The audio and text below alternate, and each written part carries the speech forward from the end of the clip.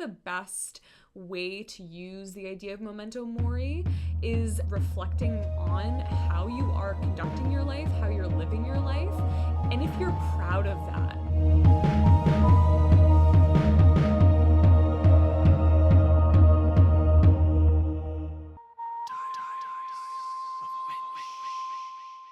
Welcome back to the Diaries of a Witch podcast. My name is Angelica Creasy, and today we are talking about how I approach Halloween and just this whole festival week as a witch from the background of my practice. Every witch is going to work with this holiday, work with this festival very differently, but I wanted to give you my perspectives on how I work with it, what I prioritize, the types of spell work and rituals that I tend to perform this time of year, and what I keep going back to every single year in terms of practices and rituals and spells and all sorts of stuff.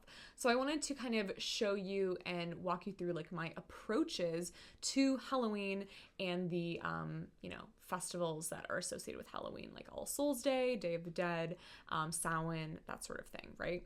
I wanted to mention before we began that whenever I talk about like my practices around a holiday, especially one like Halloween that is so popular and very like associated with witches and witchcraft, I always like to give a little bit of like a pep talk to those of you who feel maybe like frustrated by your practices or rituals versus the practices and rituals of others.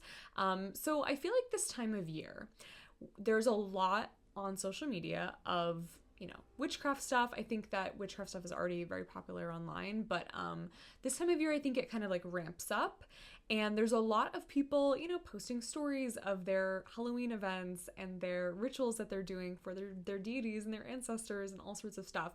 And it's like super great. Like I love that we share this. This is like literally what I do, right? As I share and talk about this.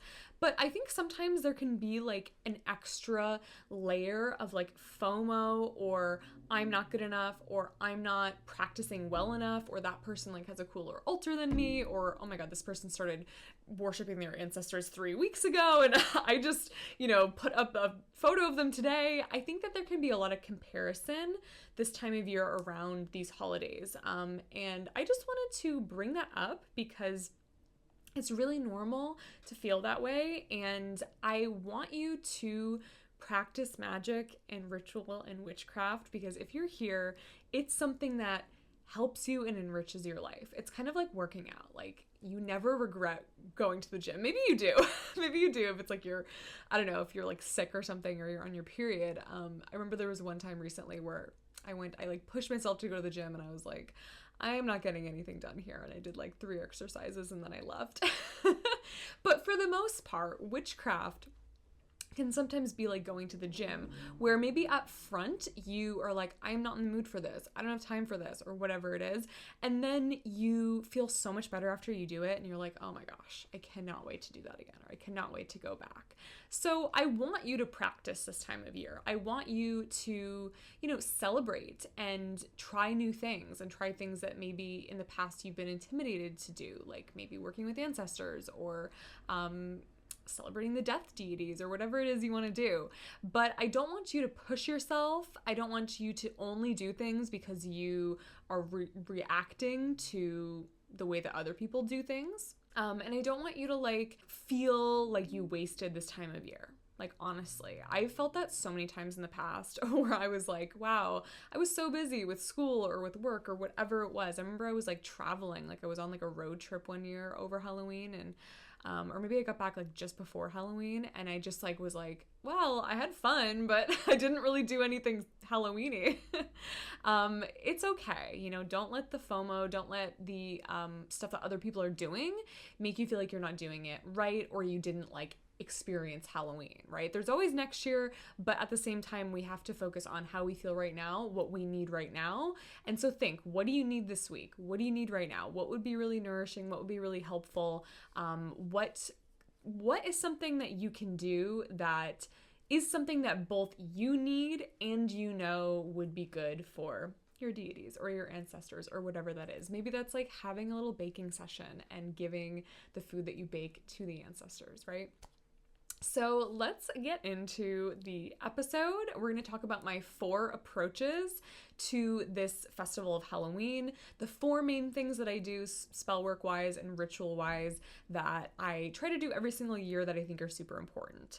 And these might be different or the same to your practices this time of year. So the first one is working with Hades, right? And just the death deities in general. I mean, I am always working with Hades. We know that, right? I'm literally always working with Hades year round. And I think that we can like look at so many holidays and so many times of year from the lens of Hades. And I think it's because death and things that need to go and transformations and life changes are always happening year round, right?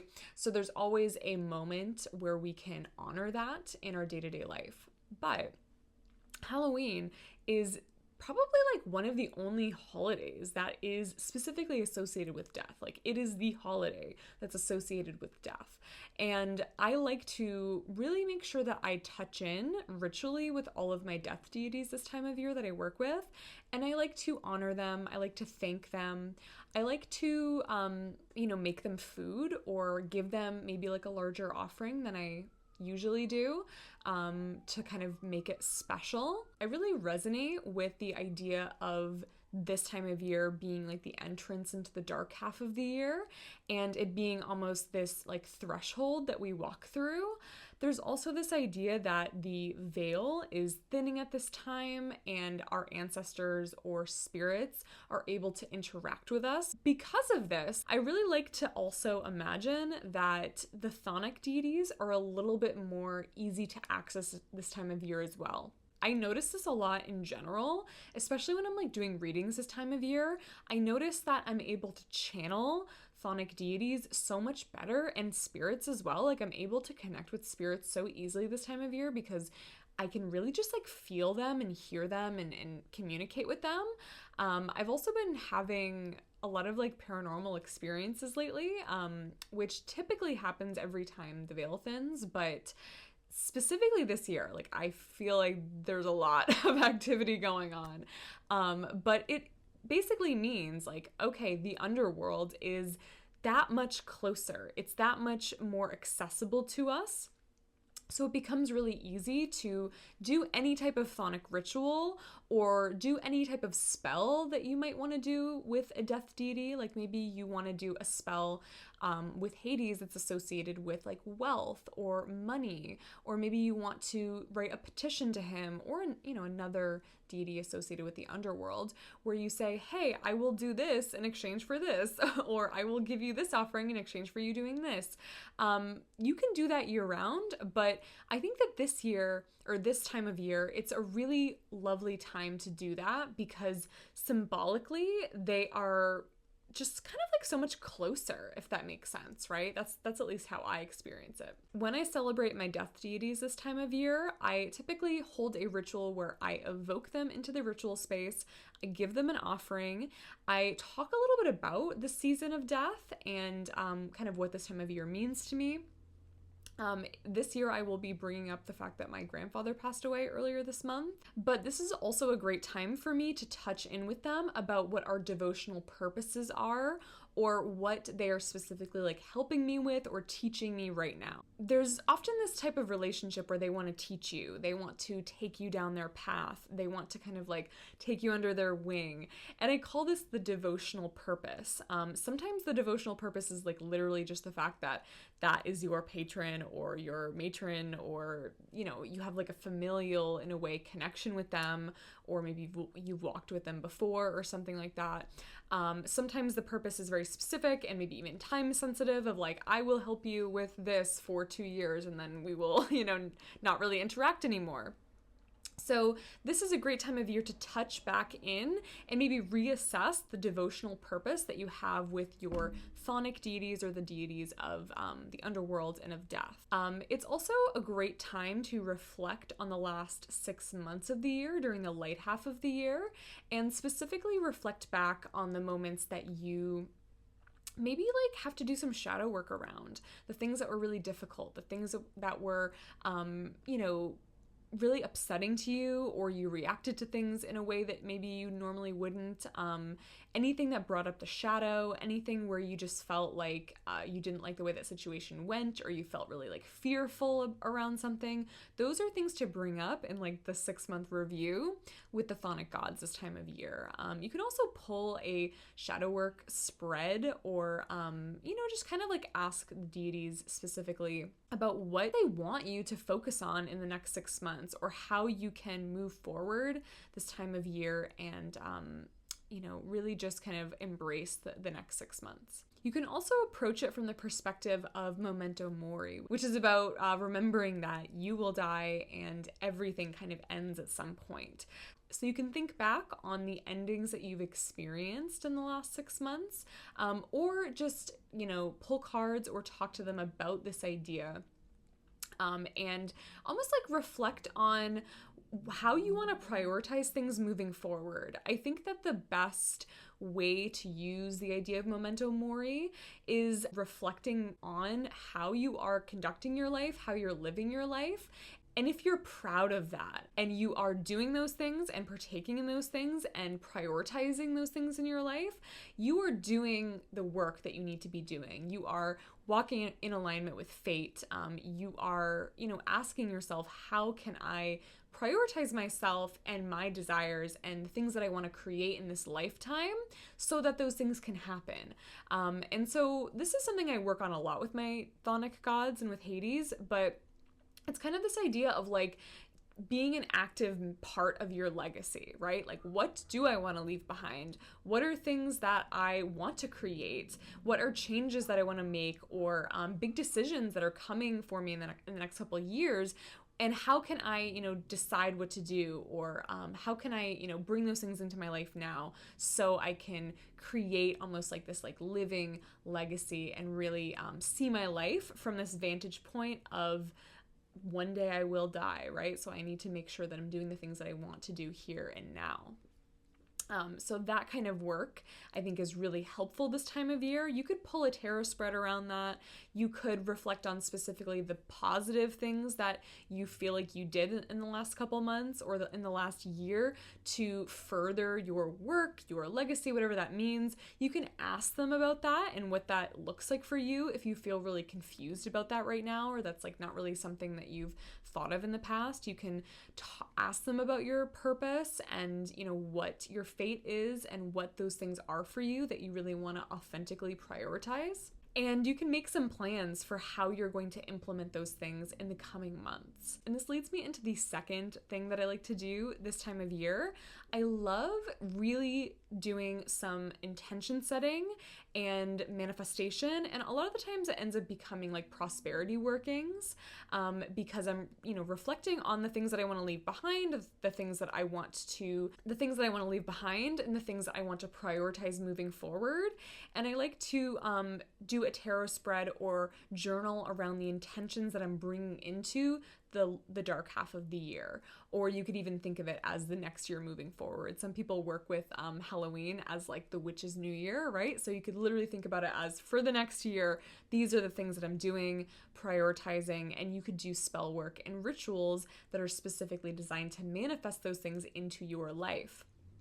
The way that I typically like to approach it around Samhain or around Halloween is, instead of doing a bunch of rituals around things that I want to bring in, I will do that. But first, I like to do rituals that remove things from my life that I no longer want or need. So I do a lot of habit breaking.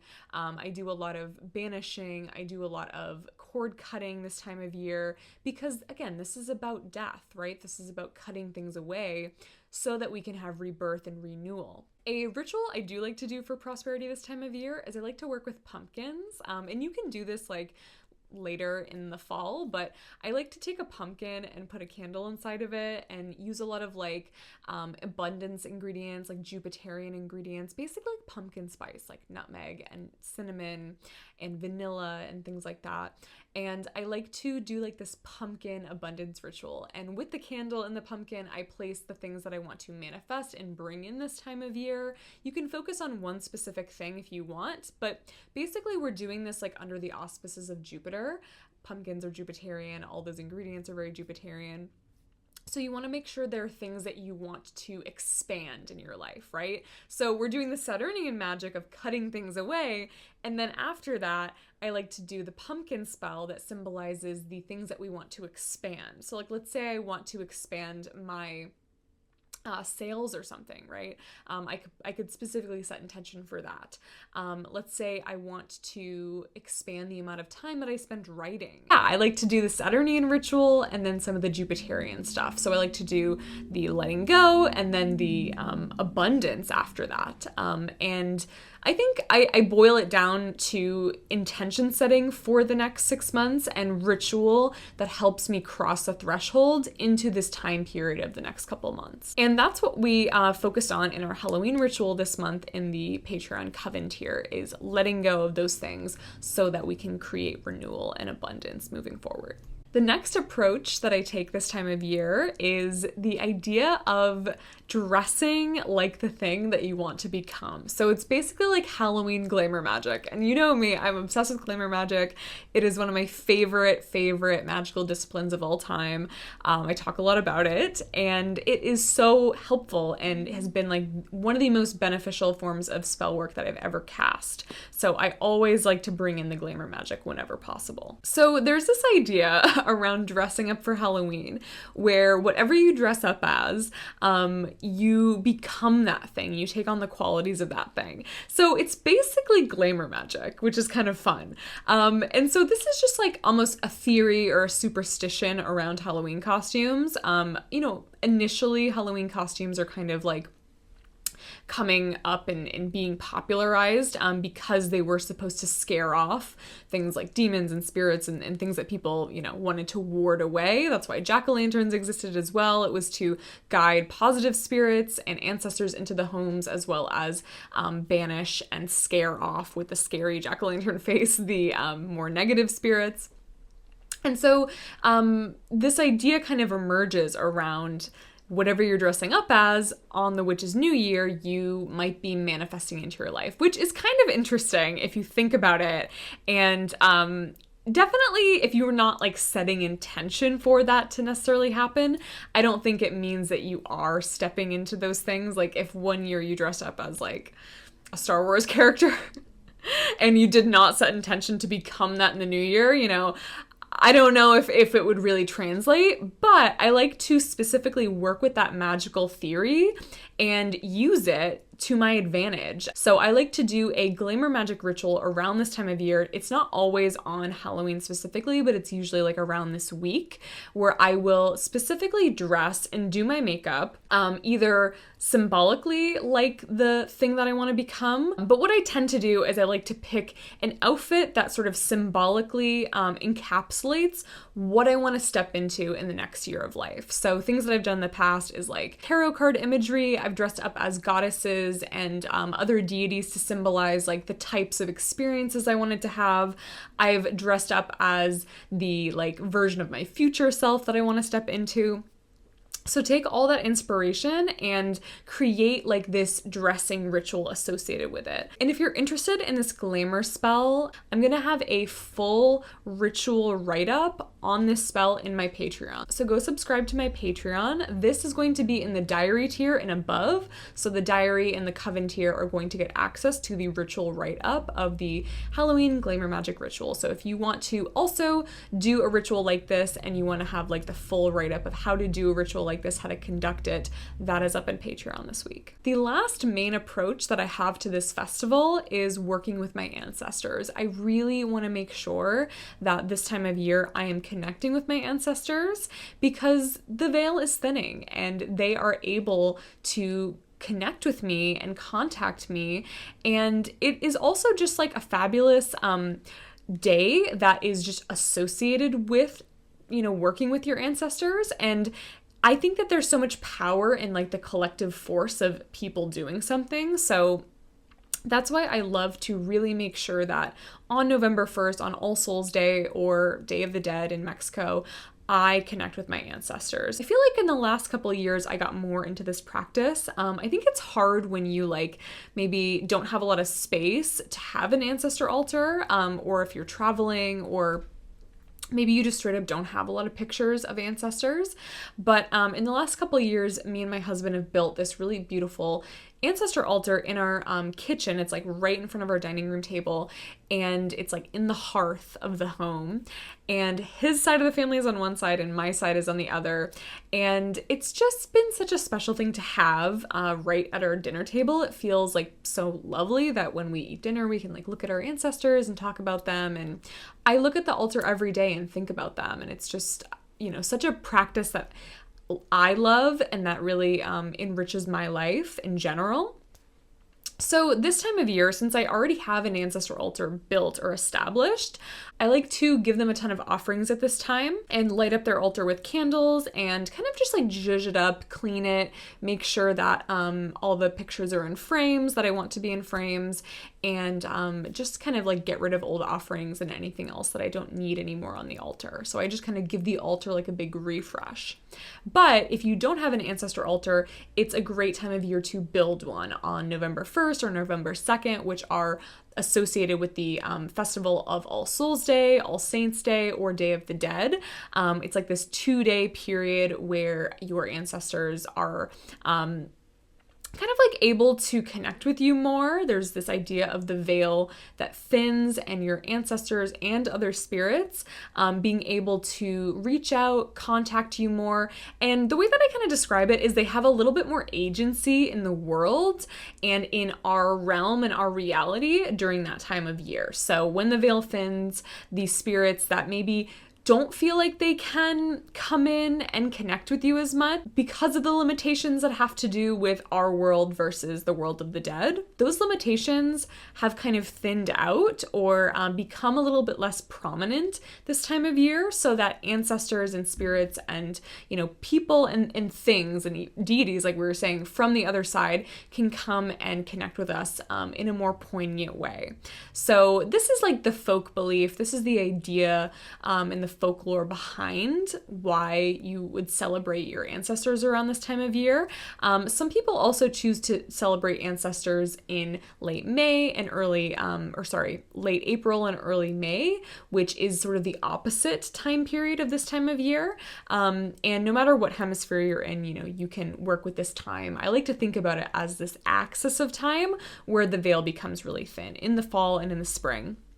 And it kind of makes sense too with like the Hades and Persephone cycle, where, Persephone is going into the underworld when the veil is thinning, or maybe, technically she's already descended, but she's kind of like symbolically descending. And then when she is symbolically ascending, the veil is also thinning during that time period as well, right? I like to make food that my ancestors would have eaten or cook recipes that they specifically really like to make. So if you have family recipes or even just like things that they like to make often, like my great-grandmother liked to make ravioli from scratch, so I try to make ravioli from scratch every year on November 1st. And what I do is I will make a batch of food that is specifically for the spirits, and I pile it on a plate or like a big platter, and I will either like put it at the very end of the table close to the ancestor altar, because mine is like right in front of my kitchen table, or I will set a place setting that nobody sits in for the spirits, like for the ancestors. I will load up the plate with the food that I made specifically for them, and that is their plate, and they can come and eat and partake in those food and water and wine offerings, and it's a really lovely thing to do to nourish their spirits at this time and connect with them and work with them. The reason that I specifically make food that's just for them is because there's this idea that you don't want to like give salt or food with salt in it to spirits. Spirits hate salt, right? It's not something that they like to consume. So I like to make like saltless versions of the things that I am already cooking for the rest of the family, and that's what I will specifically give to the ancestors. I have given my ancestors things with salt in it before, especially if like, you know, I'm just giving them a little piece of something and I'm not worried too much about the salt in it. But if you are going to specifically cook for your ancestors, it's a good idea to leave the salt out of that particular like part of the recipe. You can even like take a little bit of dough and put it to the side, or take a little bit of flour and put it to the side and add salt to the rest and keep the rest separate. If for whatever reason this is something that you can't do, or it's just going to be really difficult for you to achieve, don't worry about it. Just kind of offer it to them and, you know, they'll take it and it'll be fine. But it's kind of like a superstition thing that I like to try to avoid. And then it kind of makes me feel a little bit more like I am doing this extra step for them. I am going out of my way to make this food just for them. And I think that the effort that I put into it is either appreciated by the ancestors or makes it feel like a little bit more ritualistic to me than just cooking, because I cook every night. Like I love cooking, right? So it doesn't feel like a sacrifice if I'm just, here you go, here's leftovers that I like probably, you know, would have just sent my husband to work with anyway. Like I like to think about it as, ooh, I have to make like a separate dish for these people, right? For my ancestors, and it feels a little bit more ritualized. If you don't like cooking, or you'll be giving like, you know, prepackaged foods or fruits or other things to the deities, something else that you could do is just hold a ritual to honor them. So you could do this with friends, with family, or just with yourself, where you light candles on the altar. I usually do like one candle for one side of the family, one candle for the other side of the family, but you can kind of choose to have as many candles as you want on the altar. And I offer them water. And when I offer them water, I do it as a conduit so that they can come in and deliver me messages and speak to me in the ritual. And I also do it because spirits, especially human spirits, like people who were once human, there's sort of this folklore about them being very thirsty, or about water being very healing to them. Then I like to tell stories about them in that ritual, especially if I'm with other people, or you can just talk to them about things that you admire about them. If there's something that your ancestor was really good at in life, you can ask them for help around that thing as part of this ritual. So you can do spell work for yourself within these types of rituals. An example would be like, let's say you are trying to have a baby and you have an ancestor who had like 7 children. You can ask her like, hey, you know, can you assist me with getting pregnant? Or can you help me with this process? Maybe you already have a child. You can ask her for parental advice and maybe pull some tarot cards about how to navigate parenting, or what her advice would be around that time, around that specific thing. The last thing is part of the ancestor umbrella, but it's kind of a separate thing. You can work with spirit children at this time of year, because similarly to the spirits of the dead, the spirit children are also really close to you at this time of year. So if you are trying to have a baby, if you want to have children in the future, but maybe you're not ready right now, you can speak to your potential future spirit children this time of year and hold a ritual either for fertility, if you want to bring them into the world. You can just talk to them and ask them for advice. This is kind of strange, maybe be strange for some of you, but I have gotten like the best advice ever from my spirit children. Like, I don't have any kids right now, but I will, you know, I do plan on having kids in the future, and I have gotten the best advice ever from them. Like, they are so wise. And the thing is, they care about you because like they know that you are their mom, right? And so they care about you because they want to have a good life. They, you know, want to be born into a family that they feel like they can have success in or thrive in some way. So even if it's not financial, maybe it's emotional, maybe like they will encourage you to go to therapy. It's funny saying like your kids encouraging you to go to therapy, but like, you know, they have given me so much advice and they've really helped me when I've petitioned them. And so I like to ask them specifically to help me with things that I want to have done before they arrive, whether that be like personal shadow work stuff, whether that be, you know, career things or financial things. But you can literally petition and do spell work with your spirit children to help get those things moving. If you're not in a relationship, you can also ask your spirit children to align you with that person that you will have them with, basically, which is kind of funny and kind of weird, but I love it. Like, I'm obsessed with it. So those are my approaches for how I celebrate Halloween and Samhain and All Souls Day as a witch. I hope you enjoyed this episode. If you like episodes like this where I'm talking about, what I do to celebrate holidays, I would love to make more of these moving forward. So if you liked this, definitely come over to me on Instagram and give me that feedback. You can DM me. Also, you have to join us over on Patreon. We are doing so many things over there, and you get so many extra perks by becoming a member of the Patreon. Every week, I post either a spell recipe or a blog post or some type of article where I talk in depth about a spell or ritual or a topic in magic and astrology. So if you are interested in that, you want to join the diary tier or above, join me over on Patreon. And I hope you have a really great rest of your day. I hope you enjoyed the episode, and we'll talk soon. Bye, everybody. I wanted to give a shout out to all of my Diary and Coven tier members. So thank you to Jamie, Cheryl, Emma, Alexis, Alessandra, Ashley, Luna, Taylor, Jordan, Chelsea, Quinn, Floor, Natalie S, Megan A, Caitlin, Natalie H, Jen, Carrie, Kat, Lauren, Kayla, Alethea, Lindsay, Tyla, Sarah, Quinn, April, Robert, Danya, Joanna, Megan S, Megan R, Callie, Nina, Mia, Irene, Chelb, Kat, and Melissa.